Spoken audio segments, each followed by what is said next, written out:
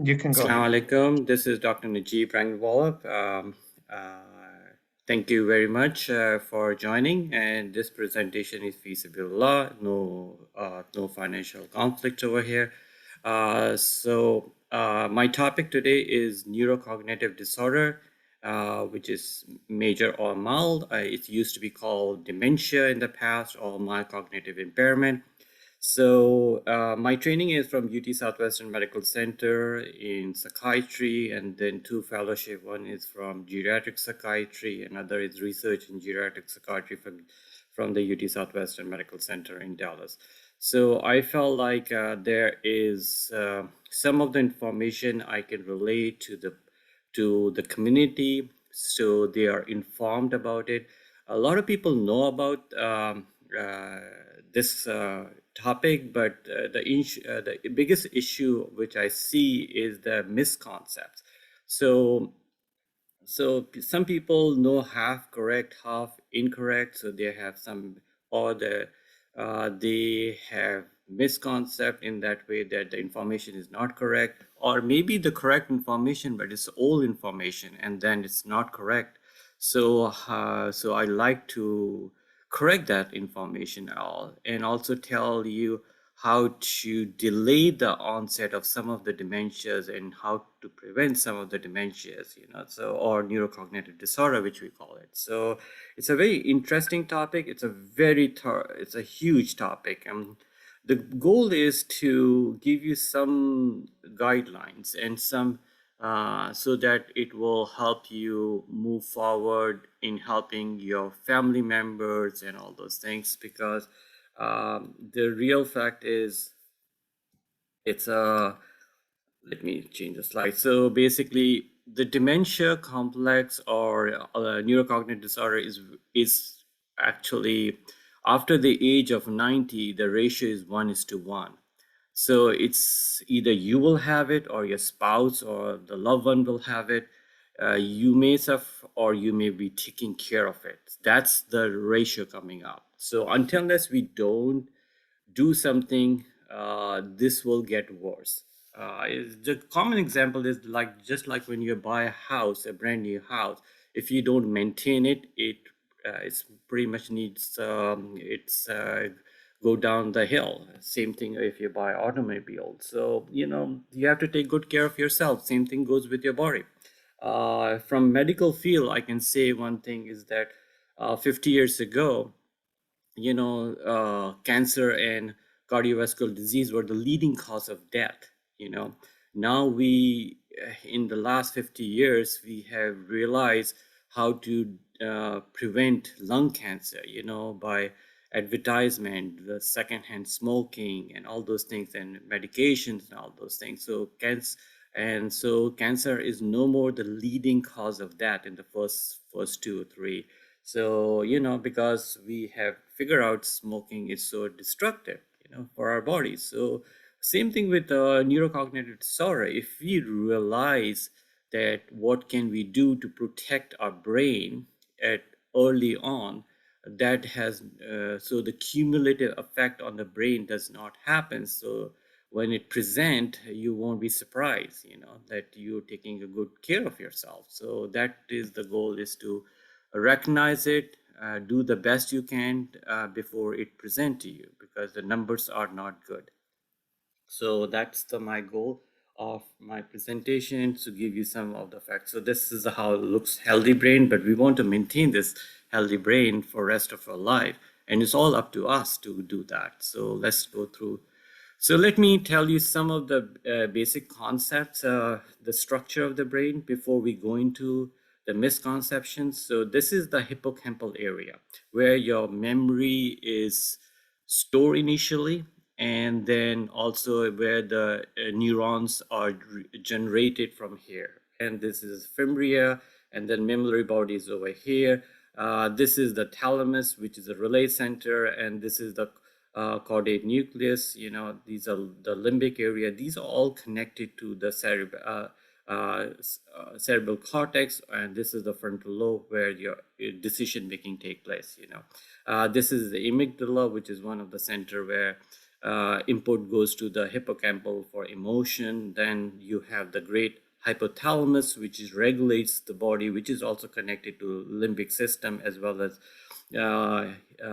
hippocampal area, so as cerebral cortex, and this is the brain stem, and this is the cerebellum. So just have a view of when a section of a slide is cut from the middle of the sagittal section cut, this is how it looks like. Let me go into detail how the basically over here the neurons are generated. This is the hippocampal area.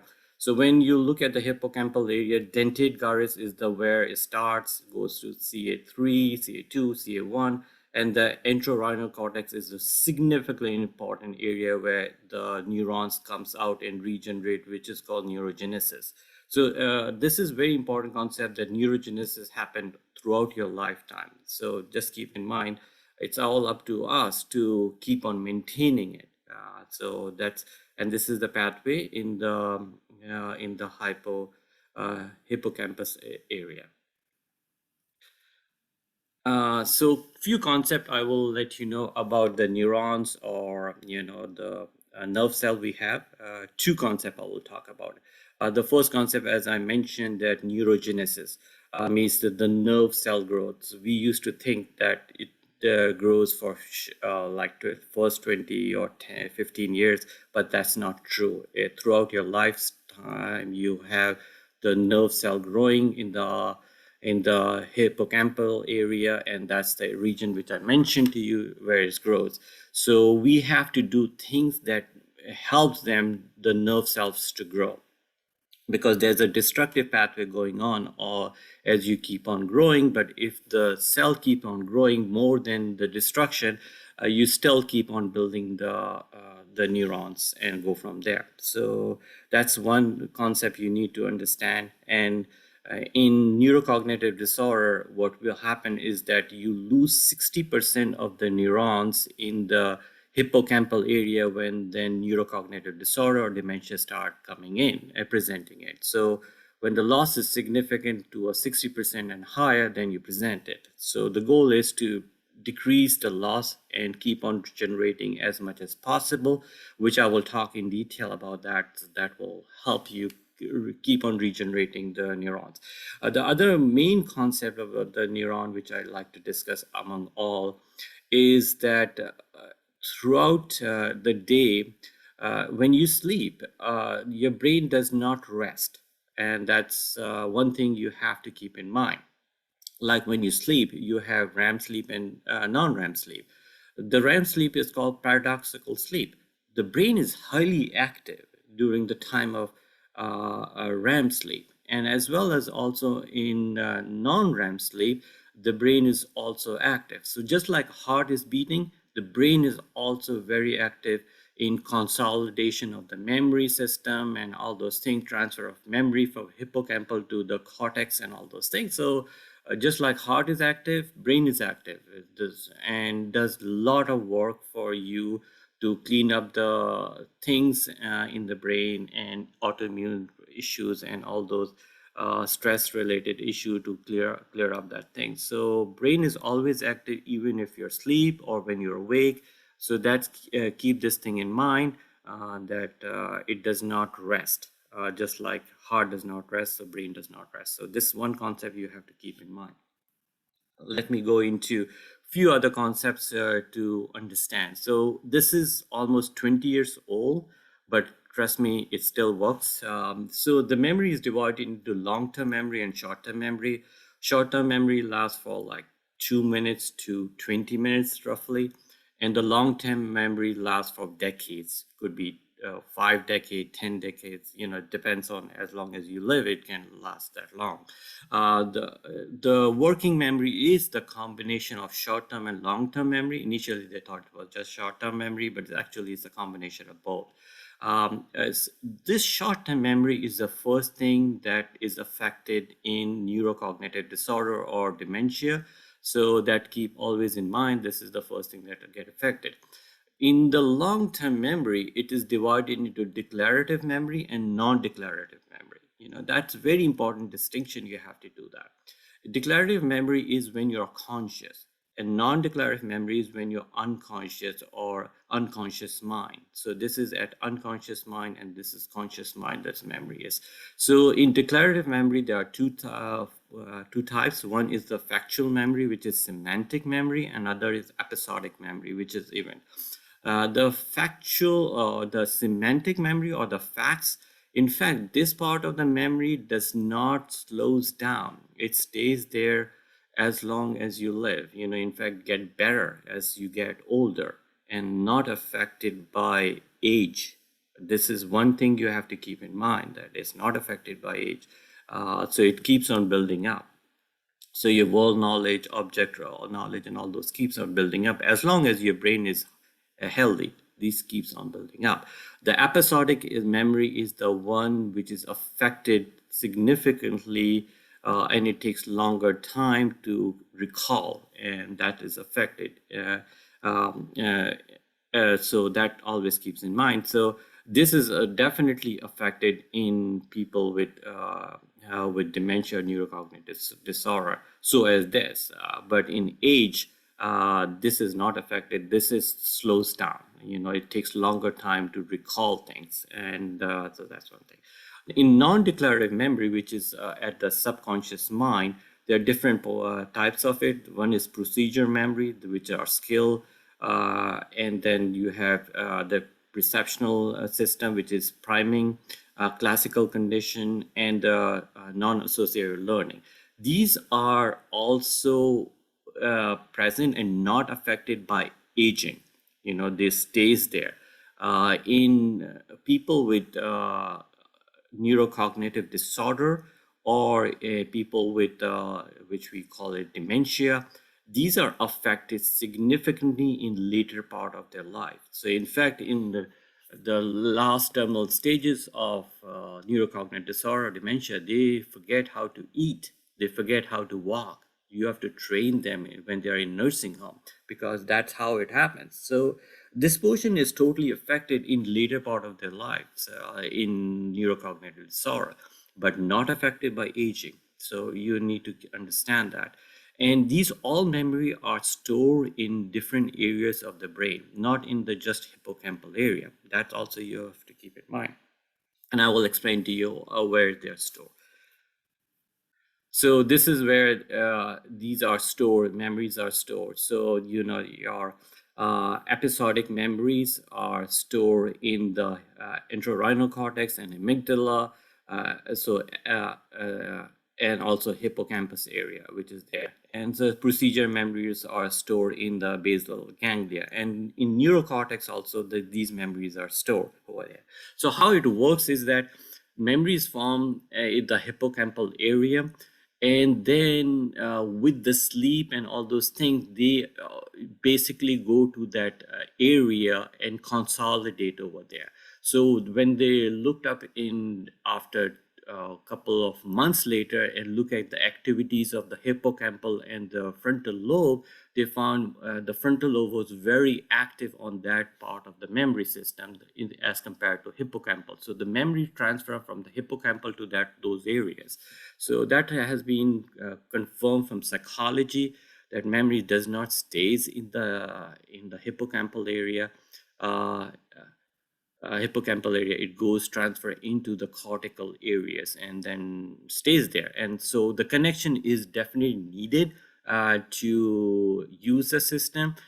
So when we have strokes and things like that, that got affected significantly, but that's how the system is. So you need both the system to be working condition to gain the knowledge and understand and use the memory system to go from there.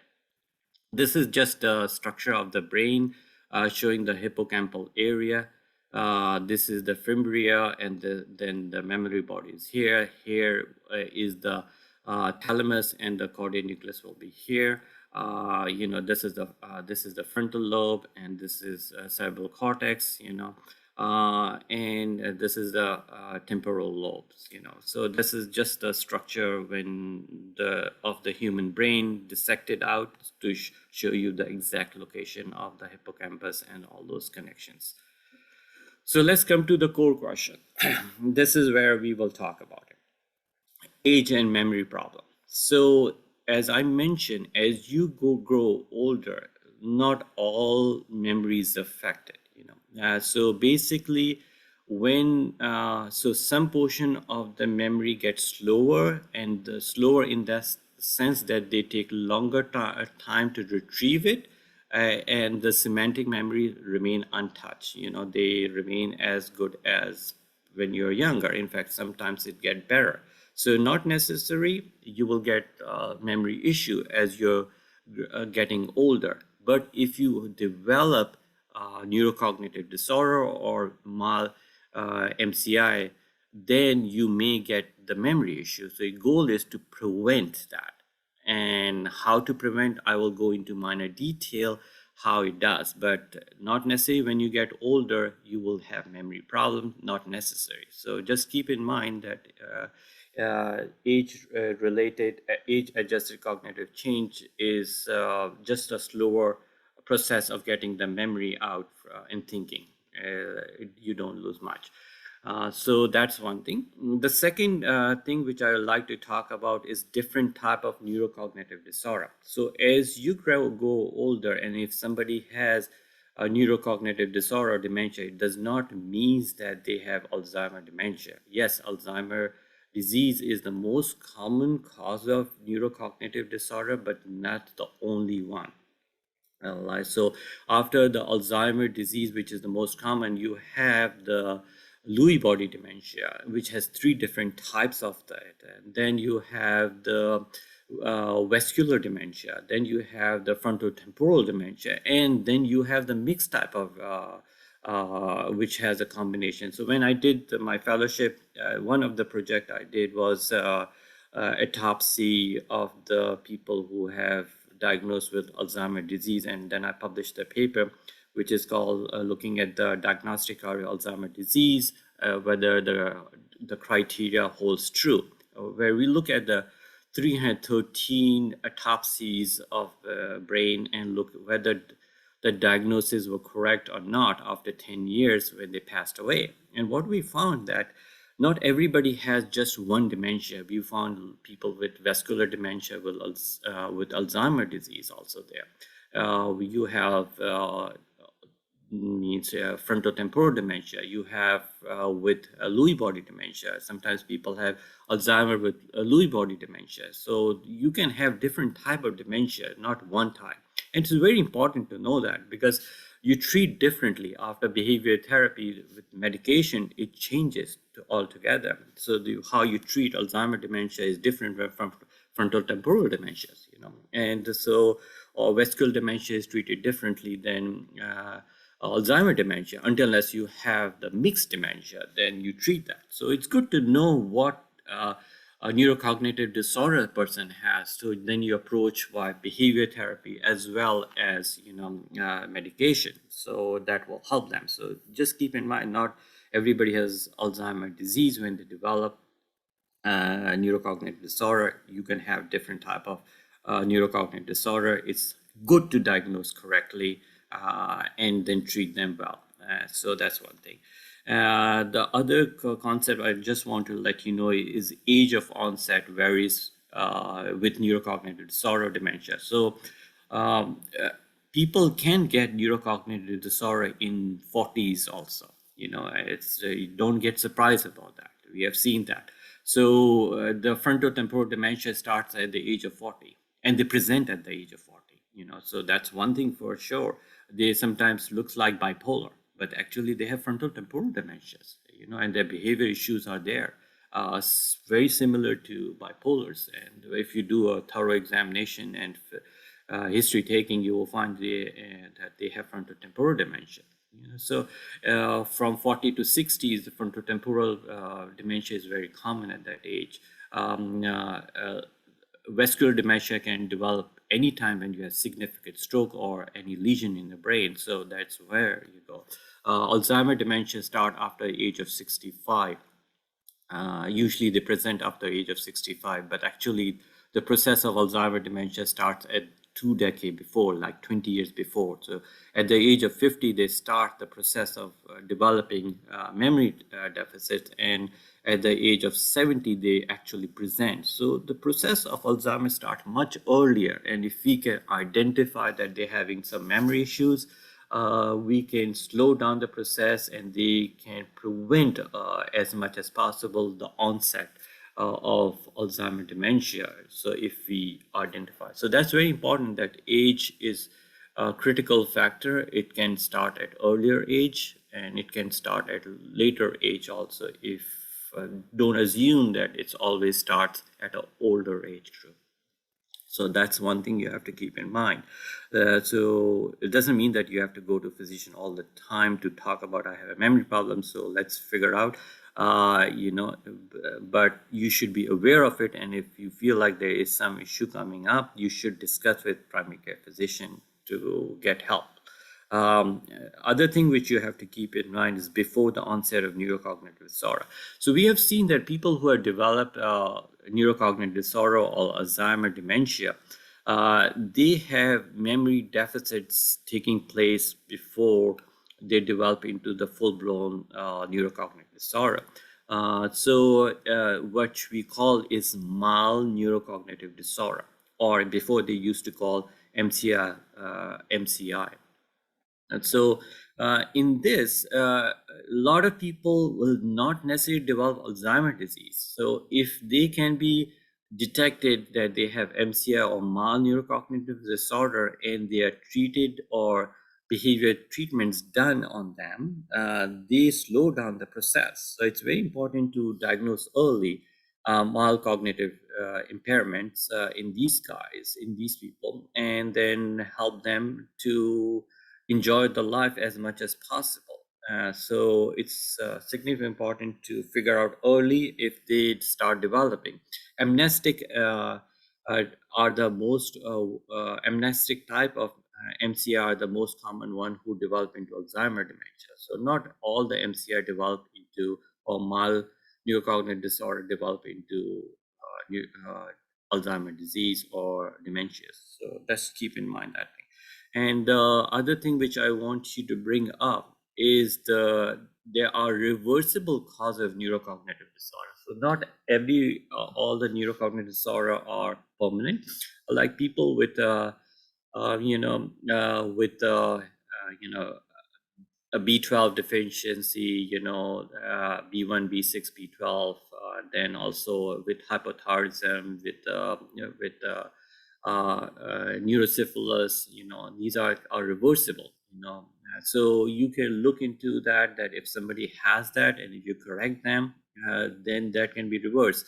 So, if you have hematoma and things like that, that causes some neurocognitive deficits, if you correct that, they can be reversed. So they are not all the neurocognitive disorder are irreversible. Some are reversible. So neurosyphilis, you can treat them and they get better.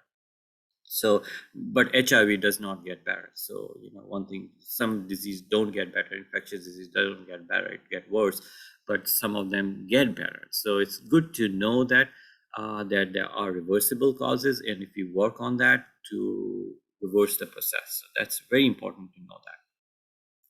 This is a thing which I want to discuss in detail. So as I said that you can slow down or reverse the process. And this is the pathway, one of the pathway I'm trying to explain. So when you do physical exercise, basically you develop a different type of neurotrophins, brain-derived neurotrophic factor, insulin growth factor 1, then serotonin.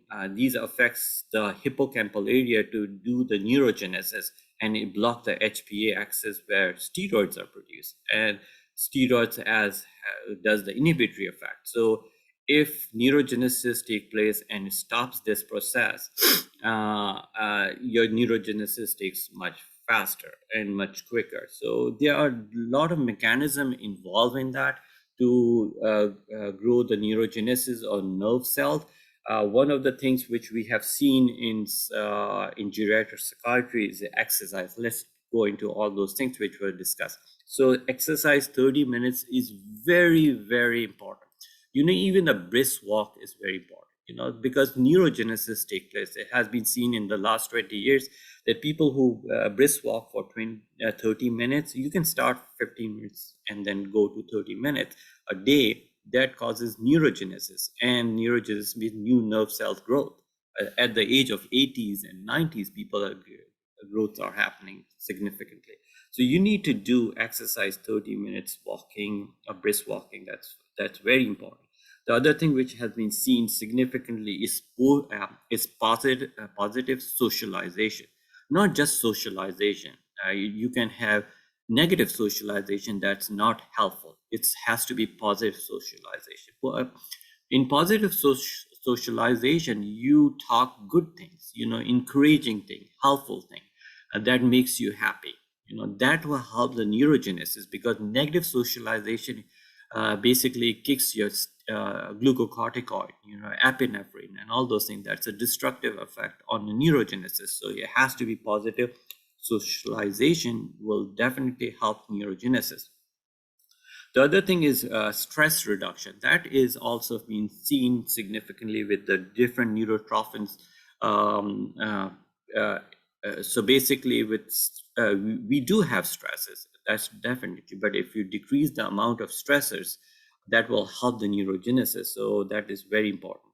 The other things which we can think about is healthy diet. So the Mediterranean diet is very helpful, as well as maintaining the normal weight. Obesity is not good for your brain. So anybody who is overweight is not good for your brain. So you have to maintain a good diet and normal weight maintained, because we have seen that homocysteine keeps on going up.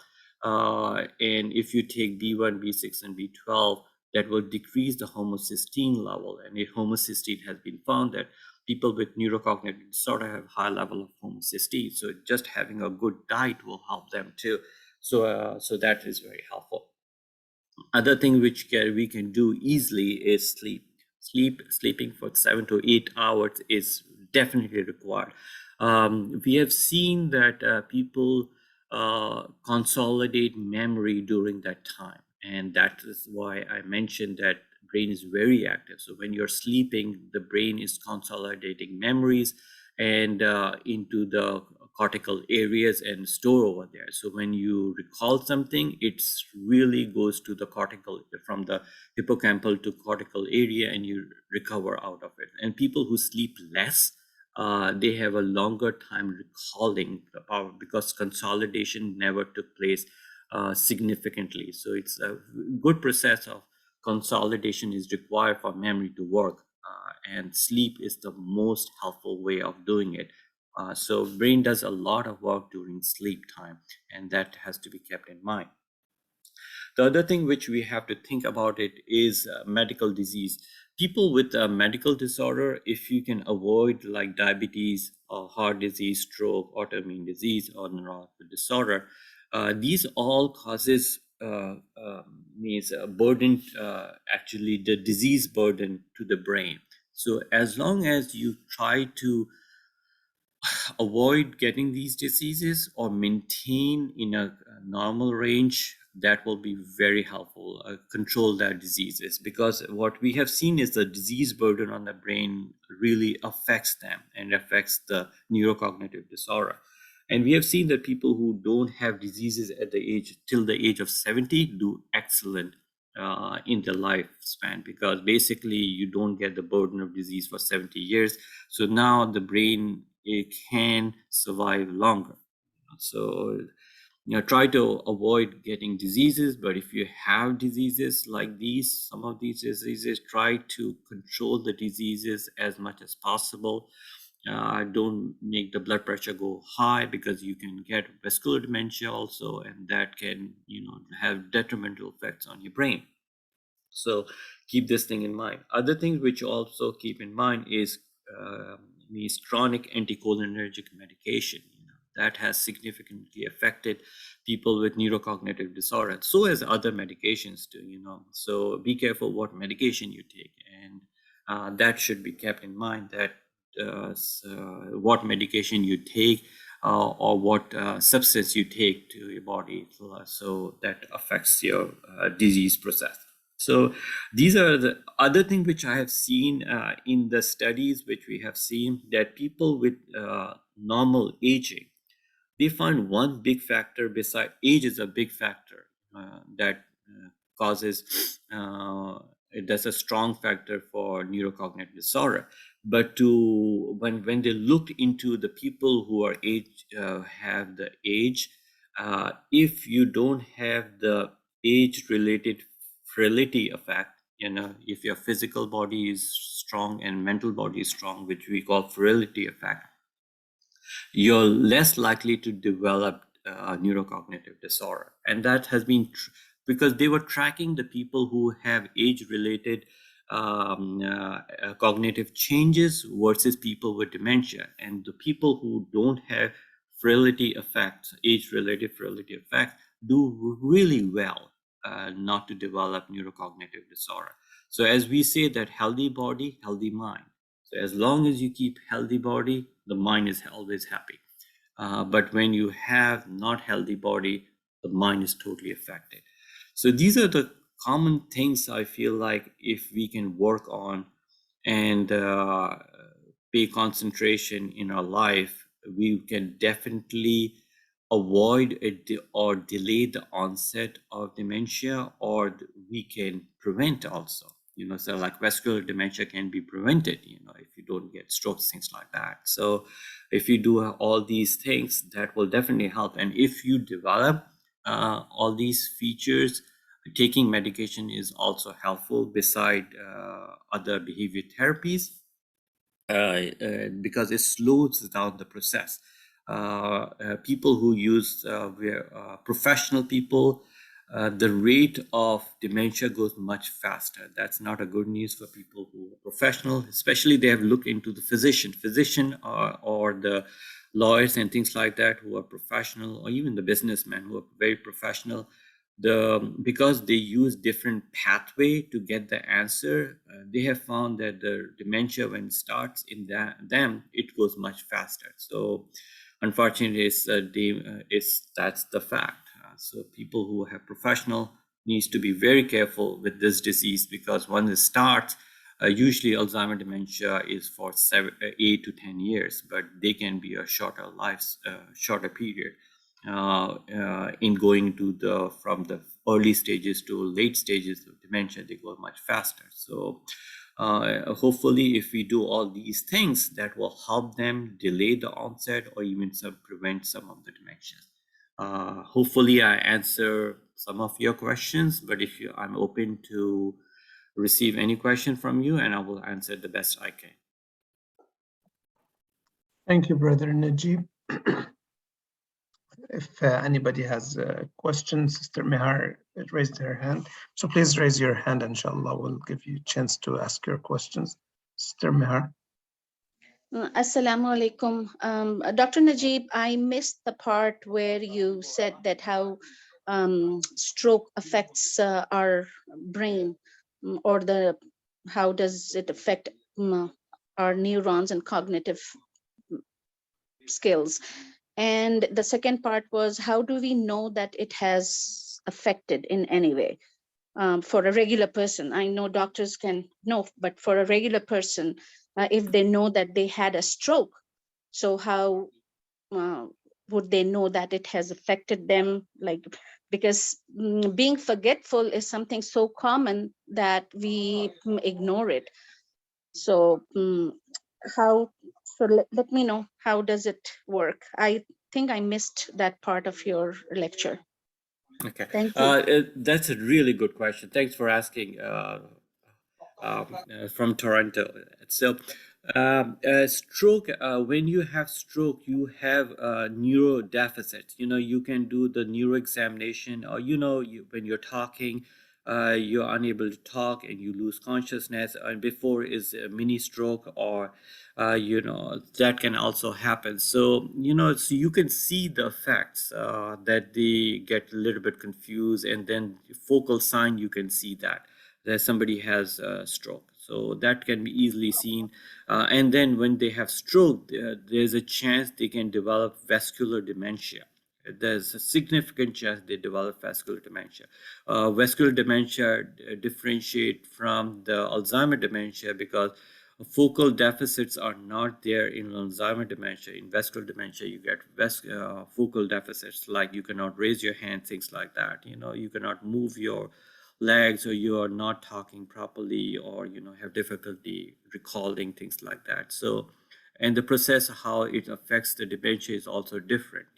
The in vascular dementia, it's a retrieving issue, not the coding issue. So we don't give Aricept usually in vascular dementia. You maintain the blood pressure because that's the issue with the deficits where it happens. So that's how it happened.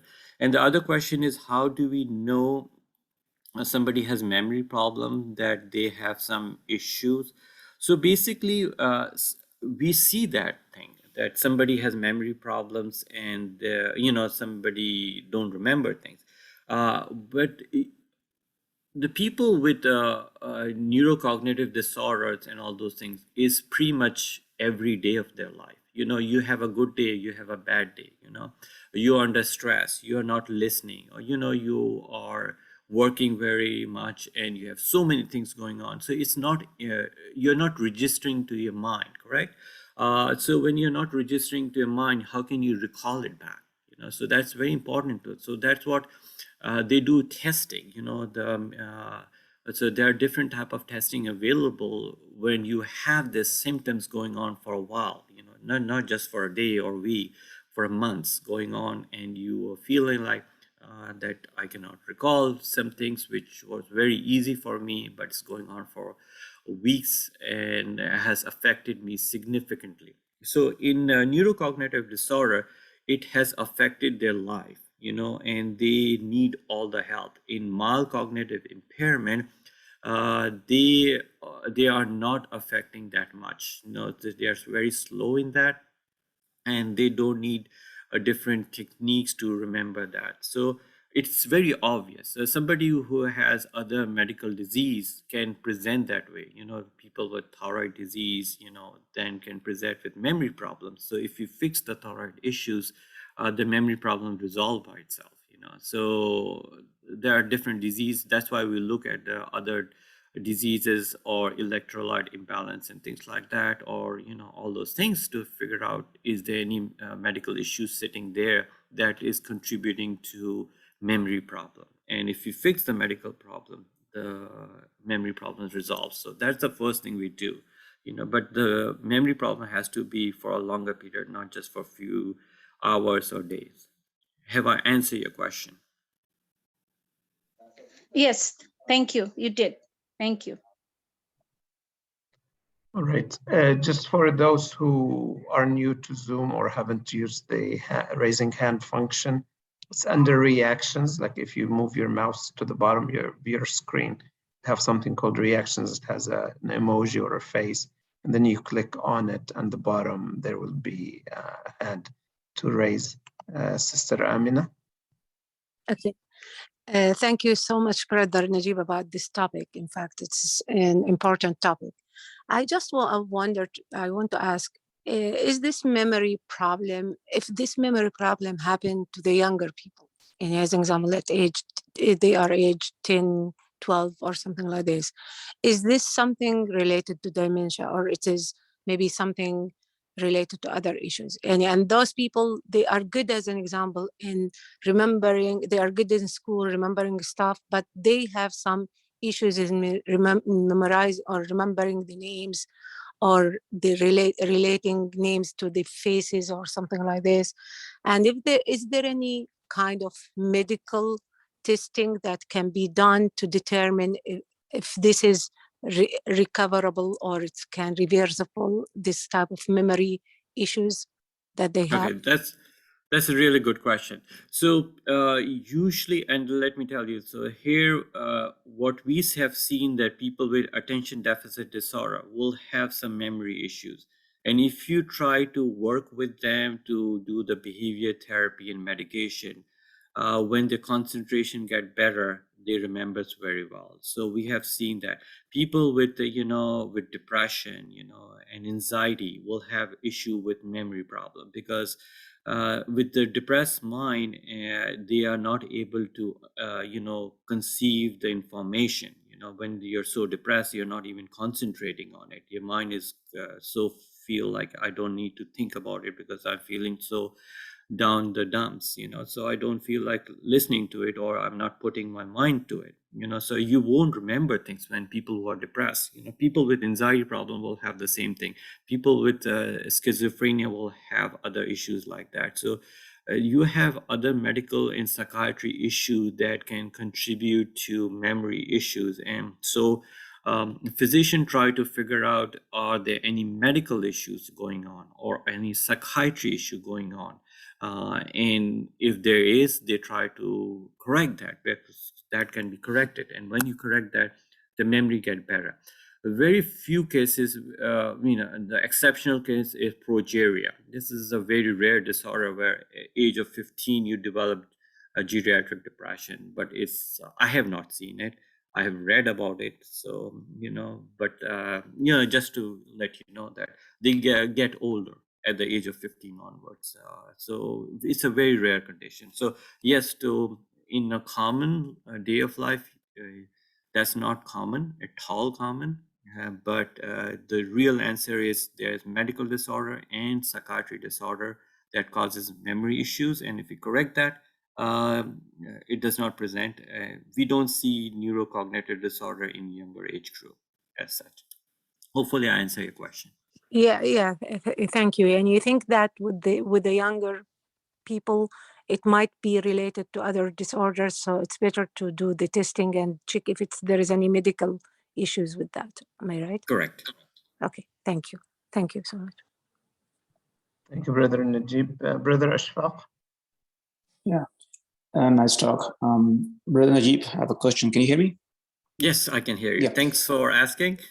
I appreciate sure. that. So regarding the treatment for Alzheimer's, we have this probably Aricept for a while now. What do we see next 10 years from now as far as treatment is concerned? Biogen came up with a new medication, which is pretty expensive. I think it's IV form, and there are other trials going on for the treatment. Where do we see, in terms of newer treatment availability, and in 5 years, 10 years from now, where would we stand? That's a really good question. So let's go from the new medication. The new medication, the FDA expert panel didn't agree, and the pharmaceutical company go for it, and they started this medication. So that's where it is. So regarding that medication, what we see right now is that prevention is the best answer for Alzheimer or all type of dementia. Because the process of neurocognitive disorder starts at the age of 50, and you're sitting on it. And by 70, you develop and you come to the physician. Between that time, if you try to do healthy thing, as I mentioned from the beginning, that we cut down the number one cause of cancer, which used to be happen 20, 30 years ago, by eliminating as much as possible smoking and secondhand smoking. And so cancer was not the leading cause. Now cancer is not the leading cause of death. Same thing with neurocognitive disorder. If you start doing the prevention, it will have a significant effect in decreasing the number, and they can enjoy life. Currently, I know different type of modalities has been used. We have used in Arizona, just deep brain stimulators has been used. That deep brain stimulator, just like defibrillators, which we put for cardiac issues, we have used for depression. Very significant study was done at UT Southwestern. I was there for that study. For Alzheimer disease, they have did the same thing for Alzheimer patient. Device has been put into the brain, and that is trying to help the brain to recover and slow down the process. So there are different modalities they are trying, but I feel like prevention is the best answer and the cheapest answer and most effective answer. With all these medications which we prescribe, they have side effects. They slow down the process at times, but then ultimately they means after 10 years, they are in nursing home and they are totally dependent on caretakers. So if we prevent this or delay the onset, they can have a very good life. So medication is not the best option. Prevention is the best option. That's why I brought this topic. Hopefully I answer your question. If nobody else is asking another question, I have. So there are some genetic predisposition, right? There are some genes that which we have known to lead to, and we are not checking it because we don't have that much of a treatment availability. So, I mean, if somebody has this genetic predisposition, right, and even with all those prevention, it eventually will happen to those people who has this gene that will lead to Alzheimer's, right? Correct. Let me answer that question. That's a very good question. As soon as you go into geriatric psychiatry, that's the first question everybody has it. And we looked into that detail about it. So in Alzheimer dementia, you have divided into two groups: people who develop dementia before the age of 65 and people who develop dementia or neurocognitive disorder after the age of 65. What they have found that, before the age of 65, when they find the autosomal dominant genes, which is preselin 1, preselin 2, and APP, these are the causative factor. They have definitely caused. They didn't find that they are the most contributing to Alzheimer dementia. And that's a very big finding came up because, these people who have the genes does not mean that they have all the genes and all the variant, because there are more factors involved in it. So like Down syndrome, you have 3 of the genes sitting there. So they will definitely develop that. But people carry these genes. Means some of them carry like 20% already carrying these genes so does not mean they develop dementia, because you do the protective effect. You have a healthy lifestyle and that gene, they never get activated. When the genes get activated and you have enough loading, then you develop dementia. The goal is not to activate the gene and do a prevention more. That will help them. So we found that people who are 65 and below, even if they have the genes, majority of people develop dementia who did not have the genes. And that was a significant finding, that these people who have dementia didn't have the genes. And we know what genes causing it. So they realized that, hey, gene is not the big factor. It's how you spend your life and what you do with your life. So that will make the whole difference. And after the age of 65, what they have found that doubling time takes 5 years. So if you are 1% at the age of 65, at 70 you become 2%, and 75 you become 4%, and then it keeps on doubling. So every 5 years you double much faster. So the cumulative effect is very strong. So gene is a factor, but not necessarily they develop dementia. So that's why we don't look for genes. Same thing goes with schizophrenia. Same thing goes with other things also. Genes are strong factors, but does not mean that everybody develops it. Hopefully I answer your question. Yeah, thanks. Thank you, Brother Najeeb, and thank you, Brother Ashfaq and Sister Amina. Ayub, I saw Amanish, you put your hand up, but I don't know if it was answered. Like your question was answered, but I saw your hand up. Yes, I think Brother Ashfaq was looking at my notes. He asked my question. Okay, Thank you. I expected that. Brother Ayub. Jazakallah khair. Beautiful presentation, Brother Najeeb. So want to stay on the same topic of prevention, I think, which you've hit home very well. So apart from medication and stimulators put in brain, can you expand upon how we can and you gave a great example about smoking, right? And it's a choice that people make, that they can stay away for preventing cancer. But for dementia and for neurocognitive disorders, what should we be doing on a daily basis to prevent this? If you can expound more upon diet, more about are you talking about mental exercises in terms of engagement, physical. Can you dig a little bit more deeper so that laypersons like me can take away some to-do things on a day-to-day basis that we can do that will help us long term?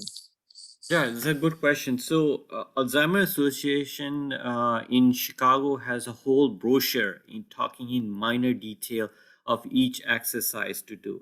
So it's a very broad topic, but it's always go towards the exercise. Which is walking. Positive socialization, reduction of stress, how the diets in maintaining the weight, sleep, and medical disease, and all those data go into minor detail. So the whole brochure is there, and that will be helpful. Other things which have been found as people who are working with the lesser stress, they do very well also. So doing retirement at early age is not the best thing, as long as you're enjoying life and all those things, but keep your mind active. And the people who keep their mind active and delay the process, as long as they're not stressed out, it's very healthy for your brain, because the brain is very engaged, likes to learn things, new things. What we say that in after age of 65 and 70, you should keep on learning new things. So the brain is very active to learn it. The neurogenesis take place a lot more if you're learning new things. But if you're not learning, it slows down. And so as long as you're learning new things, like learning language, learning new habits, learning all those things, that the brain will remain active because it's looking for it. But once you slow down the process, brain says, okay, it's time to go to slow down. And you don't want to slow down your brain, but you don't want to stress also your brain too. Stress is not good for your brain too. So reduction of stress is good. In learning, as long as you do, that is also helpful. I know that's not the best answer you are looking for, but I think so. The brochures at the Alzheimer's Disease Association tells much in detail about that thing. No, Jazakallah khair for pointing it. It does answer the question. So thank you for that. And for dementia, and I'm just following up on that. You did mention about the genes, and that maybe, or if it is activated, that becomes a factor. So, and I guess this goes to some of the social constructs as well that we have, that either exacerbate the situation in older adults, where when they don't have enough mental stimulus, I guess, in the lifestyle we lead, and we end up with that makes it more difficult, or makes this more acute. So from a social construct, engagement of older adults in mentally and physically will be a positive effect on dementia and other disorders, cognitive disorders that you are talking about. Am I reading that accurately? Yes. So as long as you remain active and stress-free as much as possible, the brain keep on doing neurogenesis, and then you keep on developing new cells. Destruction is always there, because you regenerate and destruction taking place, but you want regeneration of new neurons. And as long as you're doing active thinking, the brain does that. So yes. Okay. Jazakallah khair. Other thing which I just forgot to say, that there are risk genes and the cause genes. So I talk about the gene that causes Alzheimer, which is penicillin 1, penicillin 2, and APP, AAP. The causative, the risk genes are epsilon E genes. So what this does, that 25% of population has it, and it's 2.5% keeps on increasing if you have 2 genes, 3 genes, 4 genes. So there are risk genes as well as causative genes. So people have different type of categories, and we'll go from there.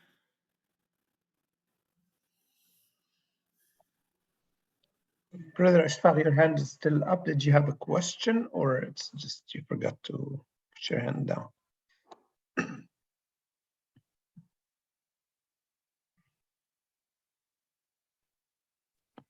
I will take it down. Okay, thank you. Does anybody else have any questions? So if nobody has it, I can ask Brother Najeeb one last question. So since we became aware of all these things to control, chronic illnesses and exercise and diet and all those things over the last, let's say, 20 years, have you seen overall improvement and progression of Alzheimer's or dementia, or it has gone worse? Or if it has gone worse, why? That's a good question also. So in the last 10 or 20 years, the age has gone up, because of the rehab situation. So we have a very good rehab situation going on that makes them live longer. You have great healthcare system, you have nursing home system, and all those things. You catch diseases, and people used to die from very common diseases. Now they live much longer life. So there is so as the age keeps on growing, you will see the doubling effect of dementia going higher and higher. So that has been seen.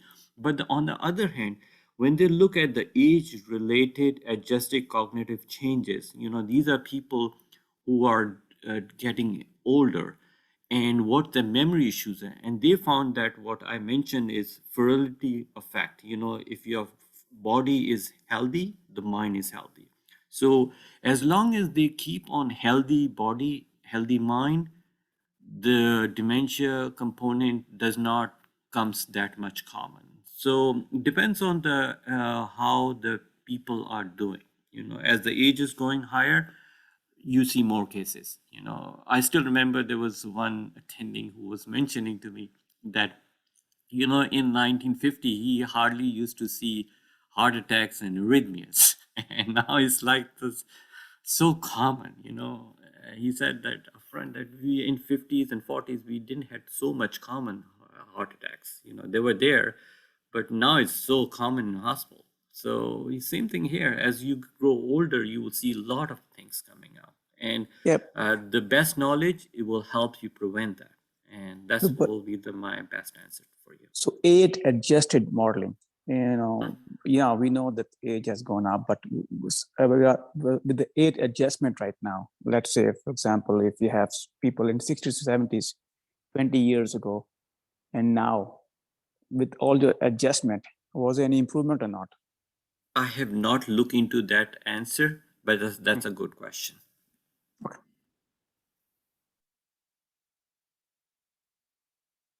Brother Najeeb, just on that example about heart attacks, I'm sure there is a balance to this with respect to better diagnosis, better technology, that you diagnose a heart attack more, or is it more to do with the lifestyle changes that the doctor was referring to that has caused this to be more acute or has gone up? Is it the diagnosis that we are able to diagnose and more widely available equipment to diagnose it, or is it lifestyle changes, food changes? I'm sure there is both to it. The modeling probably would suggest both, but we have, I guess, treatments for those as well, where you can help heart attack patients more compared to before. So can you expound upon that? Is that more a cause and effect, or is it more it was there, now we've recognized it, now we have to we can treat it better, but of course there are lifestyle changes that are causing it? Or is the lifestyle changes the key factor that has increased those heart attacks? It depends on who you are asking this question. You Okay. ask a cardiologist, he will say it's differently. You ask, so it depends on. So both are important, so we are able to diagnose much faster, more accurate. Things have improved. We have different medications like statin medication, cholesterol reducing medication was not available in 1980s and all those things. So we have all those things. So people used to get one heart attack and they used to die, in 50s and 40s. Now people get multiple heart attacks, triple bypass, 4 bypass. So all those things are done. Angioplasty is done. The open heart surgery is not anymore done. So we have, and the complication from open heart surgery is not there because we don't do it. So all there is done with the stenting. You replace the valve with stenting nowadays. So things have evolved completely. We have done aortic valve replacement and all those things have done, which used to be open heart surgery, which is pretty much close to high mortality rate. And now it's done so significantly well. So as the brain surgeries are done so well. So we have done very well in medical field in early diagnosis, prevention, medication, and all those things. The only thing which we have gone worse is our diet. We have metabolic syndrome. We are eating really not well. Obesity has gone significantly high. That has contributed significantly to the more medical problems. So it depends on who you're asking this question. I think so Dr. Ashfaq can tell better than I can because he deals with other issues. I am from psychiatry. I was hoping he's going to jump in. Overall, that I can talk about liver.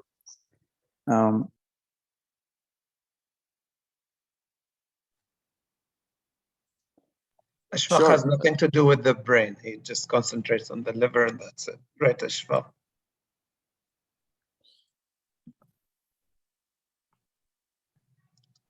All right, if anybody else has any questions, actually, Brother Ashfaq is going to talk to us about diet and how to prevent fatty liver. So, inshallah, in one of the sessions, which will be like our medical reflections or the first week of each month, and there'll be a different speaker each time. Brother Najeeb has arranged an array of physicians to give us, things to be healthy, and get better in our lifestyles.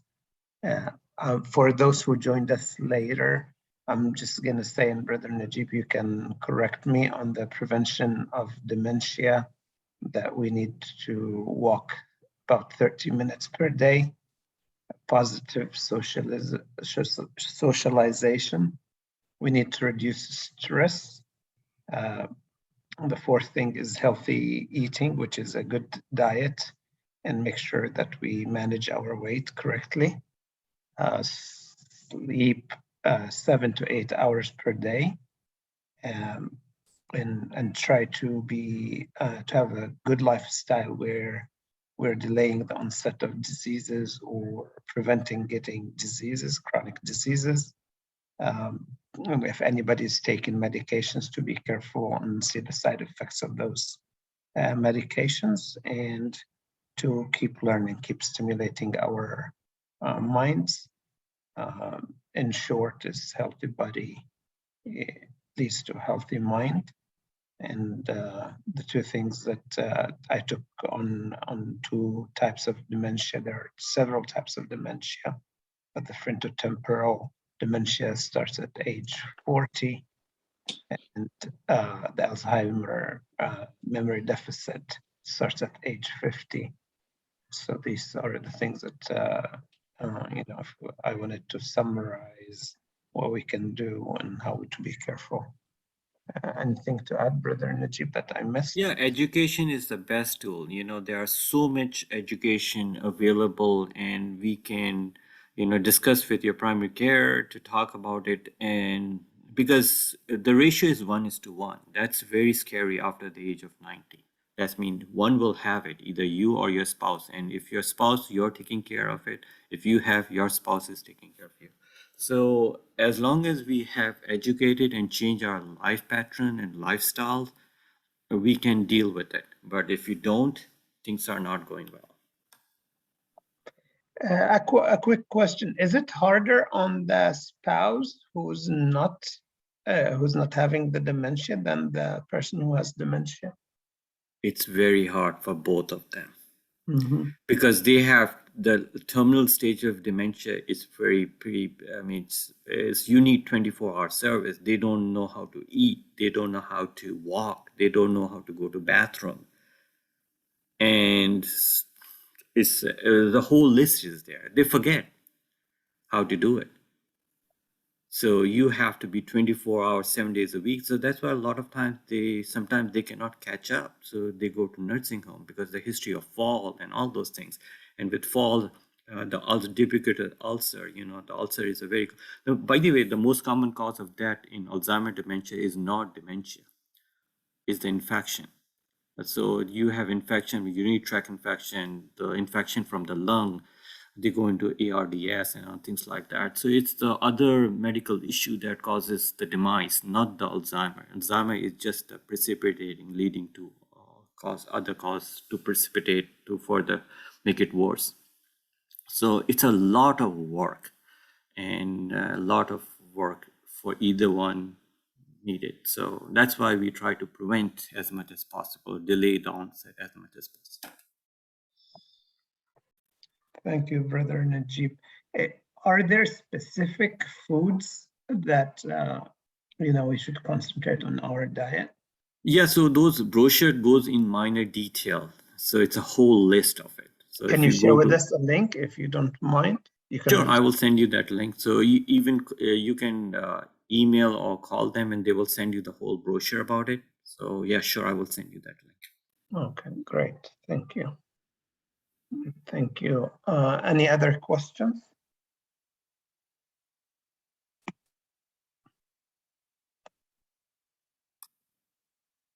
All right, it looks like there are no more questions. It's 9:30 now. Brother, yes, Sister Mihar also wants the brochure link. Are you gonna get it now or you're gonna text it? I will text it to you because I don't have it in front of me. So, but I will text you, and we can pass on through the yes website. And anybody who receives it from us, please share it with others so that we all benefit from the information that's on it. Really, one surprising thing is that you said dementia can start at an early age, and you mentioned the 40 years. So we need to be careful, and I think a lot of stress is in our lives, and we're not doing much of exercise and taking care of ourselves as much as we need to do. So I think it's better that we take care of ourselves now than wait until we are forced to have somebody else to take care of us. So thank you, Brother Najeeb, for this very nice presentation. Thank you. And thank you for all of you for joining in, asking questions. Hopefully we'll continue that every month, and that will be helpful for our community to learn from it and pass on to others to help each other. That will be the best help we can do, and that's the best we can do. Yes, please share with others as well. With this said, سبحانك اللهم وبحمدك نشهد أن لا إله إلا أنت نستغفرك ونتوب إليك. Thank you all for this, and we will see you next week for a continuation on how the Prophet raised the kids, and then those who are interested in the medical part, it's going to be next month, the first Sunday of next month for the medical part. So thank you all, and we will see you soon. Thank you, Jazakallah everybody. khair. Jazakallah. Thank you. Assalamu alaikum. Walaikum Assalamu alaikum. assalam.